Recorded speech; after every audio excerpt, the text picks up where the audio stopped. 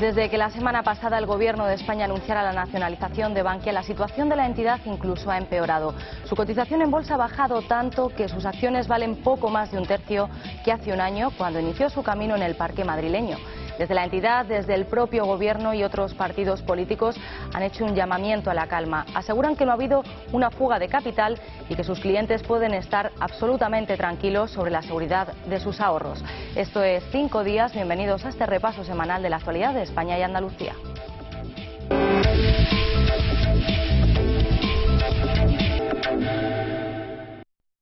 Esta semana la actualidad ha venido marcada por el ritmo imparable con el que ha subido nuestra prima de riesgo. El miércoles sobrepasaba los 500 puntos básicos, un nivel histórico solo superado por Portugal o Irlanda cuando fueron rescatadas. Paralelamente, la bolsa ha seguido cayendo en picado por debajo de los 7.000 puntos, bajadas que en estos 5 días han estado lideradas por Bankia, cuyas acciones valen ahora poco más de un tercio que hace un año. Mariano Rajoy, desde el Congreso de los Diputados, reclamaba al Banco Central Europeo un mensaje de confianza. Nuestro país está haciendo todo cuanto se pide en los mercados y sigue siendo castigado por los inversores. Pero me gustaría también un mensaje claro, contundente, en defensa del proyecto del euro y una afirmación de la sostenibilidad de la deuda pública de todos los países europeos, que en este momento pues está sometida a discusión. La desconfianza en nuestro país ha venido contagiada nuevamente por la crisis política de Grecia y se ha visto acentuada por las dudas generadas en torno a la reforma del sistema financiero aprobada el pasado viernes. Según algunos analistas, los bancos españoles podrían necesitar 200.000 millones de euros derivados del agujero del ladrillo. Ante esta situación parece comprensible que ya nadie se fíe de los supervisores españoles, en este caso del Banco de España. De ahí que el número de inversores que desconfían de la deuda de nuestro país siga subiendo. La clase política, especialmente el Partido Popular, ha comenzado a mirar al gobernador del Banco de España, Miguel Ángel Fernández Ordóñez, al que acusa de hacer una lamentable y pésima gestión a la hora de supervisar Bankia y la situación del sistema financiero español. Las labores de supervisión que le corresponden al Banco de España pues están puestas en cuestión como consecuencia de una gestión pésima del gobernador del Banco de España. Y eso me parece que es una obviedad. Y ya en Bruselas, el ministro de Economía y Competitividad trataba de disipar las dudas sobre nuestra banca ante sus homólogos europeos. Luis de Guindos se comprometía a acelerar una evaluación independiente de nuestro sistema financiero en menos de 2 meses. Desde allí reafirmaba el compromiso de España con el déficit y pedía que se tuvieran en cuenta los últimos ajustes de las comunidades autónomas. Además, de Guindos rechazaba de plano un corralito a la española. El ministro de Economía, Luis de Guindos, afirma que la posibilidad de un corralito como el de Argentina en España es un sinsentido. Desde Bruselas, de Guindos rechaza que el empeoramiento de la crisis griega provoque en nuestro país una congelación sobre los fondos de los bancos para evitar una huida masiva de capital. La Unión está rescatando a Grecia, le está inyectando fondos a cambio de una política económica. Y esa política económica, pues lógicamente la tiene que implementar, la tiene que poner en marcha un gobierno. Si no hay gobierno es muy difícil que eso ocurra. Entonces tenemos un contrato en el cual una de las partes no está cumpliendo la parte de su contrato. Por eso la estabilidad política es fundamental, pero de ahí a pensar que puede tener otro tipo de implicaciones en otros países me parece absolutamente un sinsentido. El premio Nobel de Economía y articulista del New York Times, Paul Krugman, advirtió el pasado fin de semana sobre un posible corralito en España, tras la salida de Grecia del euro. Según Krugman, esta se produciría en junio y sería entonces cuando los bancos españoles e italianos sufrirían enormes retiradas de dinero hacia Alemania. Vamos a intentar primero que Grecia no salga del euro. Es decir, la voluntad de todos y especialmente la voluntad de la población griega es que Grecia no salga del euro. El ministro de Guindos advierte que serán los griegos quienes sufrirán las consecuencias de un abandono de la moneda única, pues recuerda que el euro es un elemento de estabilidad. De Guindos volvía a insistir en que las tensiones que viven los mercados de la deuda se deben a la crisis política que atraviesa Grecia tras los sucesivos fracasos para formar un ejecutivo de coalición. Por otra parte, el ministro ha reafirmado el compromiso total de España con el déficit pese a que las previsiones económicas publicadas recientemente por la Comisión Europea apunten a que no lo logrará. De Guindos argumenta que este informe no tiene en cuenta los esfuerzos que están llevando a cabo las comunidades autónomas para ajustar sus gastos.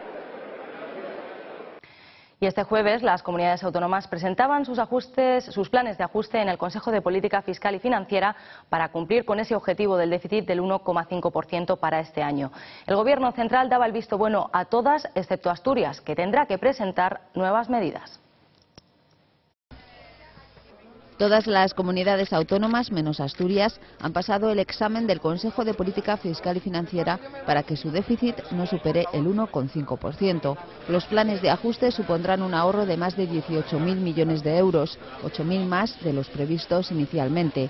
Tras una reunión de 3 horas y sin grandes tensiones, el ministro de Hacienda y Administraciones Públicas, Cristóbal Montoro, se mostró satisfecho por el resultado. Celebrar y felicitar públicamente en nombre del Gobierno la consecución de esos acuerdos que han permitido que la totalidad del mapa autonómico de España esté comprometido en planes viables, en planes creíbles, para conseguir el objetivo del déficit público que les corresponde a las comunidades autónomas del 1,5% del Producto Interior Bruto. Montoro informó de que el futuro gobierno de Asturias del socialista Javier Fernández tiene 15 días de plazo para presentar un nuevo plan de reequilibrio con un ajuste de 616 millones de euros, que será examinado por el Consejo de Política Fiscal y Financiera, que se celebrará antes del 15 de junio.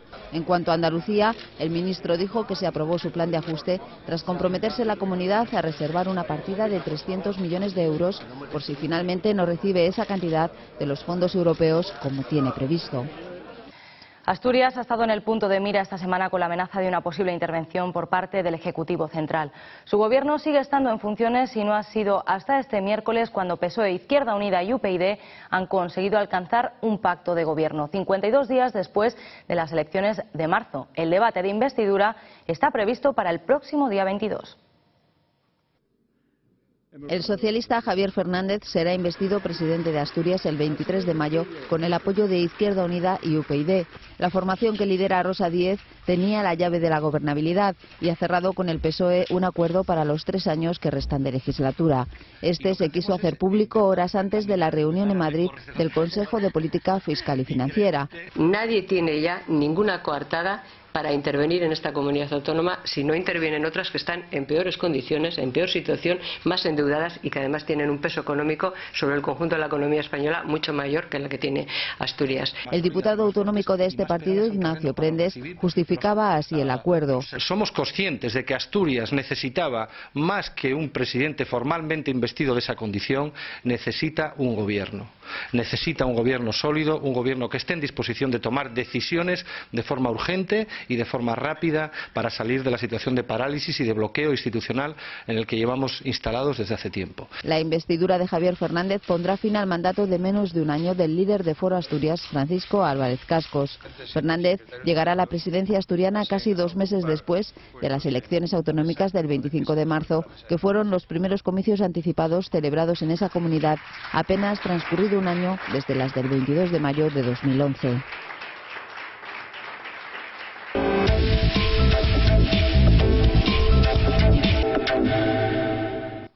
En Andalucía, la consejera de Hacienda presentaba el martes el plan de ajuste para nuestra región y que días después llevaría ante el ministro Montoro. Algunas de las medidas aprobadas por el Ejecutivo Regional son la bajada de sueldos a los funcionarios o la subida del tramo autonómico del IRPF y del céntimo sanitario, entre otras.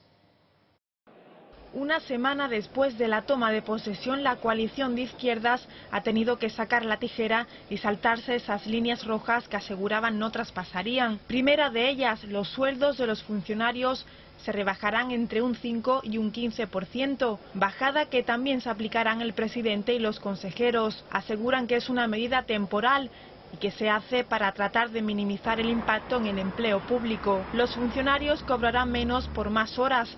La jornada laboral se incrementa de 35 a 37 horas y media en aplicación de la normativa estatal. Además, bajará el número de altos cargos, se reducirán las horas extraordinarias y los complementos de las pagas extras de junio y diciembre. Estos serán algunos de los recortes que se aplicarán de forma inmediata y que supondrán que la partida de gastos se reduzca en 2.500 millones de euros. Pero pensamos que es una propuesta equilibrada, justa y equitativa, que hace posible dar respuestas a las exigencias que nos impone el Gobierno de la Nación en aplicación de la recientemente aprobada normativa de estabilidad, pero no afectamos a lo que es el núcleo de nuestro modelo de prestación de servicios. Por otra parte, el Gobierno regional ha incrementado la partida de ingresos subiendo impuestos.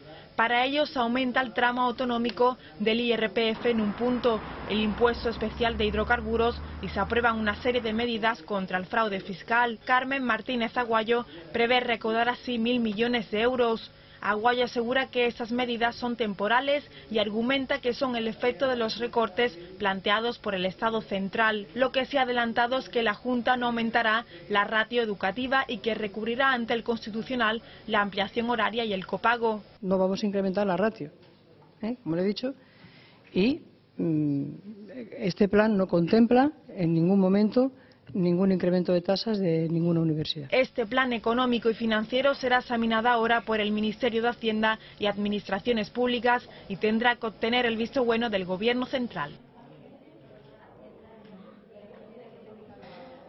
Pues con motivo de esa bajada de sueldos a los funcionarios, los sindicatos UGT y Comisiones Obreras en Andalucía han anunciado movilizaciones del sector público.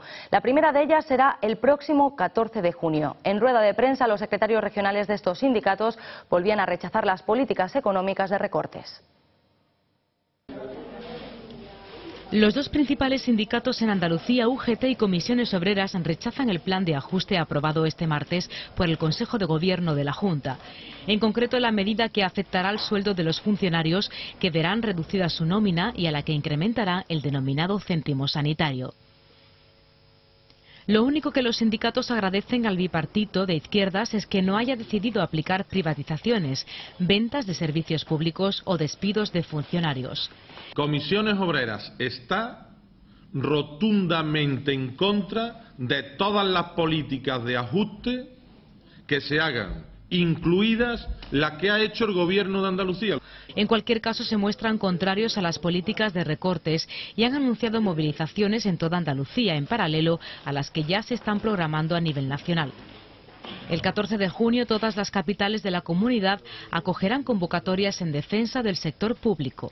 Estamos absolutamente y firmemente posicionados a dar la batalla frente a los planteamientos que inicialmente ha hecho el Gobierno andaluz, a dar la batalla bien vía de negociación, si el Gobierno está dispuesto a eso, inicialmente lo que ha manifestado es que sí, o bien a dar la batalla como frente a otros recortes cualquiera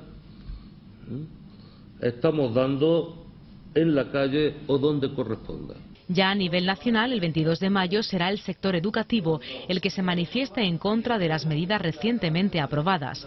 Y al día siguiente hay convocada otra concentración denominada Noche y Día contra la Reforma Laboral, que se producirá cuando la Cámara del Congreso dé luz verde al texto aprobado por el Ejecutivo. Y desde la oposición, el Partido Popular también ha cuestionado ese recorte de 3.500 millones de euros. Consideran que han optado por el camino fácil en lugar de abordar reformas profundas. El portavoz parlamentario del PP, Carlos Rojas, criticaba que José Antonio Griñán no hubiera sido capaz de dar la cara y asumir su responsabilidad. Rojas ha advertido de que este plan supondrá la destrucción de empleo público y una economía más debilitada. El tijeretazo aprobado por la Junta significa que el PSOE ha caído en su propia trampa. Son las palabras del portavoz parlamentario del Partido Popular, Carlos Rojas, tras explicar que el recorte de 3.500 millones de euros es la herencia que se ha dejado a sí mismo el Partido Socialista. Rojas recuerda que tanto su formación como Izquierda Unida alertaron de la necesidad de unos presupuestos distintos para este año que se ajustaran más a la realidad. No estaba reconociendo la crisis y seguía haciendo cifras expansivas que lo que luego dan lugar es al desastre económico y a recortes de esta naturaleza totalmente agresivos con todos los andaluces. Por ello dice que es un recorte del que José Antonio Griñán tiene la responsabilidad exclusiva y le reprocha no haber sido capaz de dar la cara ayer y reconocer su culpa. Rojas advierte de que este plan de ajustes elimina de un plumazo las inversiones en la región y que la economía se va a ver aún más debilitada. Que va a suponer que haya más desempleo en Andalucía y también va a suponer que no se creen nuevos empleos. Sin duda va a afectar de forma considerable este recortazo al consumo en Andalucía y va a afectar a la confianza en nuestra economía. Además, Rojas ha acusado al bipartidismo de ser gobierno y oposición. Critica los recortes en España al mismo tiempo que los aplican en Andalucía. Este jueves, el secretario general del PP andaluz, Antonio Sanz, será entrevistado en los informativos de esta casa. Es el primer político del ámbito regional que nos visita tras el inicio de la 9ª legislatura en Andalucía. Una entrevista realizada por nuestra compañera Anabel Flores, en la que el político jerezano respondió preguntas sobre la reforma del sistema financiero, sobre las últimas medidas aprobadas por el gobierno de Mariano Rajoy y también sobre la actualidad más reciente de nuestra región. Antonio Sanz se refirió al plan de ajuste aprobado por la Junta y acusaba al PSOE de haber mentido durante la campaña electoral por dar luz verde a todo aquello que dijeron no harían, como la bajada de sueldo a los funcionarios o la subida de impuestos. Además, Sanz lanzó unas duras acusaciones hacia el nuevo consejero de Justicia, Emilio de Llera, por blindar, estas fueron sus palabras, a la Junta en el caso de los ERE fraudulentos. Sanz aseguraba que en este caso y en el de Invercaria aún nos queda por conocer un 70% del fraude. Sobre las políticas de recorte, que hasta ahora no se le conoce otra actividad que criticar las decisiones de una juez, en este caso la juez Alaya, en relación con los ERE. Yo le pregunto a este consejero si además de criticar a la juez va a hacer algo más por la justicia. La agencia IDEA, y se crea una sociedad de capital riesgo supuestamente para favorecer la creación de empresas. Al final se convierte en un triángulo de las Bermudas, donde en el Triángulo de las Bermudas lo que desaparecían los barcos, aquí a través de subvenciones que se daban especialmente a pueblos de Jaén, en un triángulo de determinados, de 3 pueblos especialmente, no desaparecían los barcos, pero desaparecía el dinero y las empresas. Y resulta que el dinero que tenía que haber ido a crear empleo y empresas, pues desapareció y las empresas ni existen ni se creó empleo. Después de muchos rifirrafes políticos, el Constitucional ha admitido a trámite el recurso del Ejecutivo de Mariano Rajoy en contra de la subasta de fármacos aprobada por la Junta. Entiende que la Junta de Andalucía invade competencias estatales al sacar la adjudicación pública a algunos de los principios activos más consumidos. El Tribunal Constitucional ha paralizado la subasta de fármacos del Servicio Andaluz de Salud recurrida por el Gobierno central. Tal y como se esperaba, la admisión de este recurso implica la suspensión del proceso puesto en marcha por la Consejería para ahorrar gastos en sanidad ante la merma de ingresos. Así las cosas, el conflicto de competencias presentado por el Ejecutivo de Mariano Rajoy contra la subasta de medicamentos de Andalucía sigue adelante. En el plazo de 5 meses, el Constitucional tendrá que decidir si mantiene esa suspensión cautelar de la resolución o permite a la Junta volver a activar la subasta hasta que haya una decisión firme. El próximo 1 de junio iban a ser vendidos en las farmacias los primeros medicamentos fruto del contrato con 4 laboratorios. Con esta medida, la Junta espera ahorrar 40 millones de euros el primer año. El Constitucional da 20 días de plazo al Ejecutivo Autonómico para que presente alegaciones.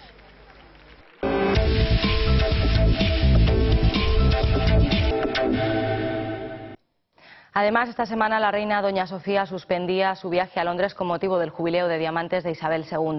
El detonante definitivo ha sido la ruptura del acuerdo entre los pescadores españoles y el gobierno gibraltareño, además de la próxima visita al Peñol del príncipe Eduardo de Inglaterra.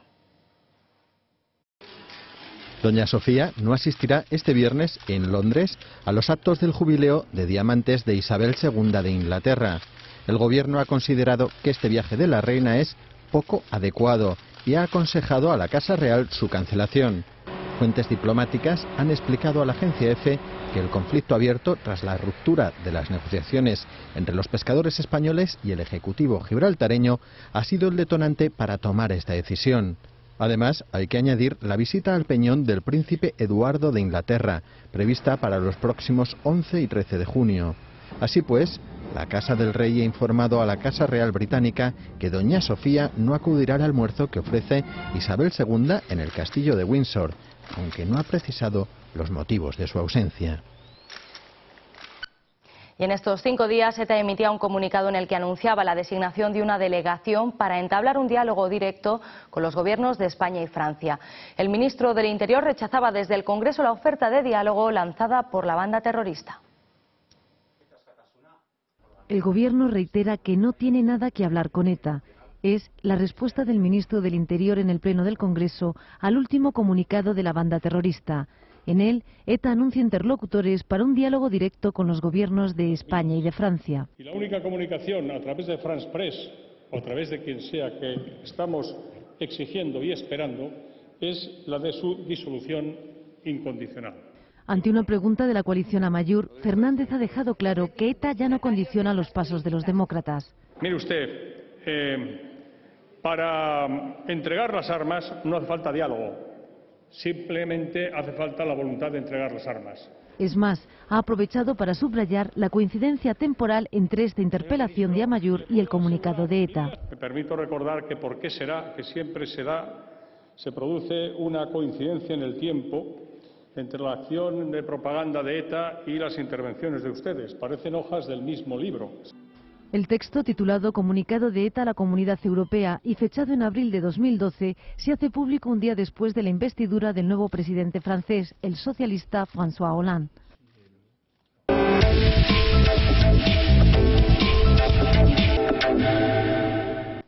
La cineasta Isabel Coixet ha querido rescatar el espíritu solidario de los miles de voluntarios que hace casi 10 años viajaron a las costas gallegas para limpiar el petróleo vertido por el Prestige. Coixet ha realizado un documental para recordar la labor de aquellos anónimos durante la mayor catástrofe medioambiental de nuestra historia. La solidaridad hace milagros y en este caso fue capaz de retirar 70.000 toneladas de chapapote de las costas gallegas tras el accidente del Prestige. Isabel Coixet retrata con marea blanca la solidaridad de los miles de voluntarios que ayudaron en una de las mayores catástrofes medioambientales de España. Me parece que es importante que se recuerde el trabajo de muchísima gente que de repente lo dejó todo y se fue a echar una mano simplemente porque sí, ¿no? Por pura generosidad, por pura solidaridad, ¿no? Que de repente dijeron, bueno, pues aquí hay que hacer algo, ¿no? 12 años después de la tragedia, la cineasta catalana se decanta por el documental para contar esta historia porque, según indica, la realidad le supera. Yo creo que me supera. La tengo demasiado cerca, no sé, yo no soy un cineasta que está ahí en su torre de marfil pensando, hostia, yo soy una persona que vive en un barrio que voy a Mercadona. El proyecto reúne testimonios de los voluntarios y ciudadanos de las zonas afectadas. Madre mía. La satisfacción de haber hecho un trabajo y al día siguiente volvías y estaba otra vez igual. Para Coixet, lo bonito de este movimiento es que además de la muestra de generosidad que supuso, su trabajo fue absolutamente eficaz. Y es que, sin la ayuda de los voluntarios, los gallegos estarían todavía recogiendo chapapote. Un coche, un tren, lo que fuera, para quitar 70.000 toneladas de petróleo de la costa de Galicia. Mira tú la generación del botellón. Si no fuera por los voluntarios, nosotros estaríamos todavía llenos de chapapote.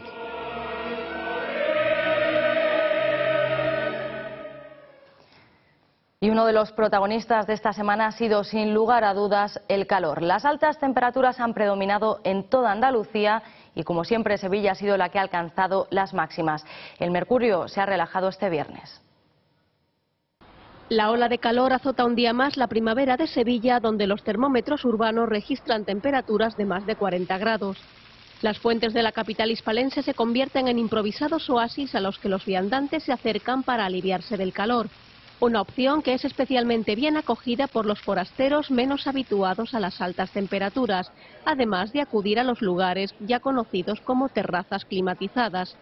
Indumentarias veraniegas y abanicos en mano componen la estampa urbana de los ciudadanos que deambulan por la ciudad bajo unos cielos muy despejados. La ola de calor afecta a Andalucía desde la pasada semana y, según la Agencia Estatal de Meteorología, las previsiones para Sevilla indican que el calor continuará, ya que las temperaturas máximas experimentarán un ligero ascenso. Pues las temperaturas de nuestra región son las que atraen ahora sí a muchos turistas. La capital gaditana llegan en el mes de mayo 39 cruceros. Y cada crucerista que hace escala en Cádiz se gasta una media de 60 euros. Por eso es tan importante para la economía gaditana la llegada de este tipo de turistas. A bordo de estos buques reciben números e información de la ciudad y una vez que han desembarcado les será muy fácil recorrer sus calles.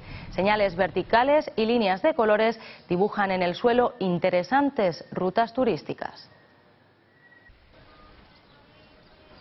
4 propuestas para pasear con ruta destacada a través de líneas pintadas en el suelo. Se han repasado los colores y añadido 55 nuevas señales peatonales que refuerzan la información para los visitantes. Cada paseo guiado se identifica con un color y una temática distinta. Se crearon para que turistas o gaditanos pudieran conocer con facilidad, comodidad y rapidez algunos de los lugares más atractivos de la ciudad. Según se comprueba en la Delegación Municipal de Turismo, junto con la señalización turística peatonal, constituyen 2 de los principales elementos de información y guía por Cádiz para los que vienen a conocerla. Nosotros entendemos que dando una buena información el visitante saca un mayor rendimiento de la ciudad y también la ciudad saca un mayor rendimiento de la estancia del visitante en la ciudad. El paseo con la línea verde recorre el recinto medieval y puertas de tierra por los barrios del Pópulo y Santa María, con sus restos arqueológicos fenicios y romanos. La línea de color naranja guía a los visitantes entre los castillos y baluartes de Cádiz. La ruta de los cargadores de Indias, con casas, palacios y torres miradores de los siglos XVII y XVIII, se identifica con el color violeta y con el azul, aquella que dirige a visitantes y turistas por los lugares relacionados con la promulgación de la Constitución de 1812. Lo hicimos en su momento a través de unos tótem que dan la información histórica de cada lugar que está señalizado. También lo hemos hecho a través de las 4 rutas que sirven y son muy útiles para el visitante. Y hemos añadido una tercera señal, una tercera fórmula de información, que es la señal peatonal, la señal que te orienta o que te explica por dónde ir en cada momento para alcanzar otro lugar. Con el repintado de las líneas de color, el Ayuntamiento ha introducido varias novedades incorporando nuevos lugares a los paseos guiados. La línea verde incorpora la Galería Artesanal del Pópulo y la Casa de Iberoamérica. A petición de los comerciantes, la línea violeta incluye ahora Plaza de Candelaria y la naranja ha trasladado su tramo de recorrido por Canalejas a la margen frontal en la Avenida del Puerto, de manera que 2 de las 4 líneas turísticas llegan hasta la entrada del puerto gaditano y aquí coinciden con la Oficina Municipal de Información Turística de Canalejas. La ampliación de las rutas busca reforzar la promoción de la artesanía y el comercio y la información a los cruceristas, incorporando además una de las plazas más céntricas de Cádiz. Para el refuerzo de la señalética turística, el Ayuntamiento de Cádiz ha utilizado fondos europeos conseguidos con tal fin y que han posibilitado el coste cero para las arcas municipales en una actuación que sí repercute después en beneficios llegados a través de los visitantes de la ciudad. Esto ha sido todo. Nosotros nos despedimos hasta el próximo fin de semana con un nuevo repaso de la actualidad de España y Andalucía de los últimos 5 días. Muchas gracias por acompañarnos.